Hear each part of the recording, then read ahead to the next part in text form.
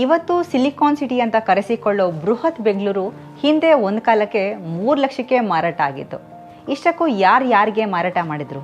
ಯಾಕೆ ಆಗಿತ್ತು ಆ ವ್ಯವಹಾರ? ಬೆಂಗಳೂರನ್ನು ಕಟ್ಟಿದ ಕೆಂಪೇಗೌಡರ ಬಗ್ಗೆ ಎಲ್ರಿಗೂ ಗೊತ್ತೇ ಇದೆ. ಆದರೆ ಅದೇ ಬೆಂಗಳೂರಿಗೆ ಮೈಸೂರು ಮಹಾರಾಜರು ನೀಡಿದ ಅದೆಷ್ಟೋ ಕೊಡುಗೆ ಅನೇಕರಿಗೆ ಗೊತ್ತಿಲ್ಲ. ಅದು 16-17ನೇ ಶತಮಾನದ ಕಾಲ. 1638ರ ನಂತರ ಸುಮಾರು 50 ವರ್ಷಗಳ ಕಾಲ ಬೆಂಗಳೂರು ಮರಾಠರ ಆಳ್ವಿಕೆಗೆ ಒಳಪಟ್ಟಿತು. ಆ ಹೊತ್ತಿಗೆ ತಮ್ಮ ಸಾಮ್ರಾಜ್ಯ ವಿಸ್ತರಣೆ ಮಾಡೋದಕ್ಕೆ ಮೊಘಲರು ಹಾಗೆಯೇ ಮರಾಠರ ಮಧ್ಯೆ ತೀವ್ರ ಜಟಾಪಟಿ ನಡೀತಾನೇ ಇತ್ತು. ಇನ್ನು ಕಾಲ ಕಳೆದಂತೆ ಮರಾಠರಿಗೆ ಮೊಘಲರ ನಿರಂತರ ಆಕ್ರಮಣ ತಡೆಯೋಕೆ ಆಗಲೇ ಇಲ್ಲ.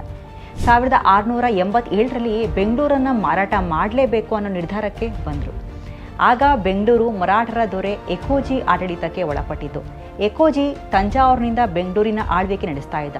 ಬರ್ತಾ ಅಲ್ಲಿಂದ ಇಲ್ಲಿನ ಆಡಳಿತ ನೋಡ್ಕೊಳ್ಳೋದು ಕಷ್ಟ ಆಗ್ತಾ ಇತ್ತು. ಹಾಗೆಯೇ ಆ ಸಮಯಕ್ಕೆ ಮರಾಠರ ಬೊಕ್ಕಸ ಕೂಡ ಖಾಲಿಯಾಗಿತ್ತು. ಈ ಎಲ್ಲ ಕಾರಣಕ್ಕೆ ಯಾರು ಹೆಚ್ಚು ಬೆಲೆಯನ್ನು ಕಟ್ತಾರೋ ಅವ್ರಿಗೆ ಬೆಂಗಳೂರನ್ನು ಮಾರಿ ಬಿಡೋ ಆಲೋಚನೆ ನಡೆಸಿದ ಎಕೋಜಿ.